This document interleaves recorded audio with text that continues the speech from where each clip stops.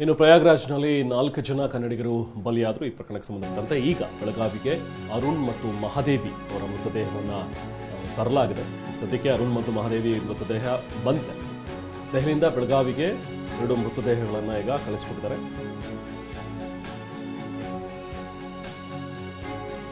ಮೊದಲು ಮರಣೋತ್ತರ ಪರೀಕ್ಷೆ ಆದ ನಂತರ ಜಿಲ್ಲಾಡಳಿತ ಅವರ ಕುಟುಂಬಸ್ಥರಿಗೆ ಶವಗಳನ್ನು ಹಸ್ತಾಂತರಿಸುತ್ತಾರೆ.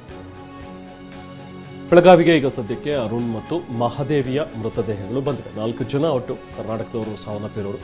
ಅದರಲ್ಲಿ 2 ಮೃತದೇಹ ಈಗ ಬಂದಿದೆ. ಬಟ್ ಇನ್ನೂ ಅವರ ಕುಟುಂಬಸ್ಥರಿಗೆ ಹ್ಯಾಂಡ್ ಓವರ್ ಮಾಡಿಲ್ಲ ಮೃತದೇಹಗಳನ್ನು. ಯಾಕಂದರೆ ಅಲ್ಲಿ ಕೆಲವೊಂದಷ್ಟು ಪ್ರೊಸೀಜರ್ ಜಿಲ್ಲಾಡಳಿತ ಕೂಡ ಅದನ್ನು ಫಾಲೋ ಮಾಡಬೇಕಾಗತ್ತೆ. ಪ್ರೋಟೋಕಾಲ್ಸ್ ಅದನ್ನು ನೋಡಿ ಬಹುಶಃ ಮೃತದೇಹದ ಮರಣೋತ್ತರ ಆದ ನಂತರ, ಮರಣೋತ್ತರ ಪರೀಕ್ಷೆಗಳೆಲ್ಲವೂ ಮುಗಿದ ನಂತರ ಮೃತದೇಹಗಳನ್ನು ಫ್ಯಾಮಿಲಿಯವರಿಗೆ ಹಸ್ತಾಂತರಿಸುವ ಸಾಧ್ಯತೆಗಳಿವೆ.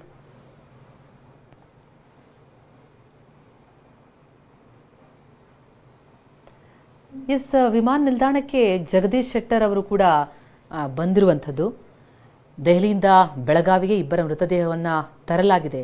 ಕುಂಭಮೇಳಕ್ಕೆ ಹೋಗಿದ್ರು, ಮೋನಿ ಸ್ನಾನದಲ್ಲಿ ಭಾಗವಹಿಸಬೇಕು ಅಂತ ಹೋದಂಥವರು ಈ ರೀತಿ ದುರ್ಘಟನೆಯಲ್ಲಿ ಕಾಲ್ತುಳಿತಕ್ಕೆ ಬಲಿಯಾಗಿ ಹೋದದ್ದು ಇಡೀ ಕುಟುಂಬಕ್ಕೆ ಬಹಳ ದೊಡ್ಡ ಆಘಾತ. ಆ ಮೃತದೇಹಗಳನ್ನು ಈಗ ದೆಹಲಿಯಿಂದ ಬೆಳಗಾವಿಗೆ ತರಲಾಗಿದೆ. ತಾಯ್ನಾಡಿಗೆ ಮೃತದೇಹವನ್ನು ತರಲಾಗಿದ್ದು ಈಗ ಅದನ್ನು ಕುಟುಂಬಸ್ಥರಿಗೆ ಹಸ್ತಾಂತರಿಸುವಂತಹ ಕಾರ್ಯ ನೆರವೇರುತ್ತೆ.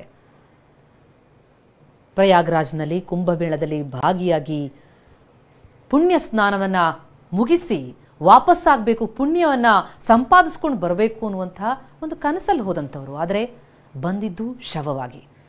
ಇಡೀ ಕುಟುಂಬ ಅವರ ಬರುವಿಕೆಗಾಗಿ ಕಾಯ್ತಾ ಇತ್ತು. ಆದರೆ ಈ ರೀತಿ ಬರ್ತಾರೆ ಅಂತ ಯಾರೂ ಊಹಿಸಿರಲಿಲ್ಲ. ಈಗ ಬೆಳಗಾವಿ ಸಂಸದ ಜಗದೀಶ್ ಶೆಟ್ಟರ್ ಕೂಡ ಆಗಮಿಸಿದ್ದಾರೆ. ಒಟ್ಟು 4 ಕನ್ನಡಿಗರು ಬಲಿಯಾದದ್ದು. ಇನ್ನೂ ಹಲವರ ಬಗ್ಗೆ ಮಾಹಿತಿ ಲಭ್ಯ ಆಗಿಲ್ಲ. ಅದರಲ್ಲಿ 4ರಲ್ಲಿ 2 ಮೃತದೇಹಗಳನ್ನು ಈಗ ಬೆಳಗಾವಿಗೆ ತರಲಾಗಿದೆ ಏರ್ಲಿಫ್ಟ್ ಮೂಲಕ. ಬೆಳಗಾವಿ ಏರ್ಪೋರ್ಟ್ನ ಚಿತ್ರಣವನ್ನು ನಾವೀಗ ನೋಡ್ತಾ ಇದ್ದೀವಿ.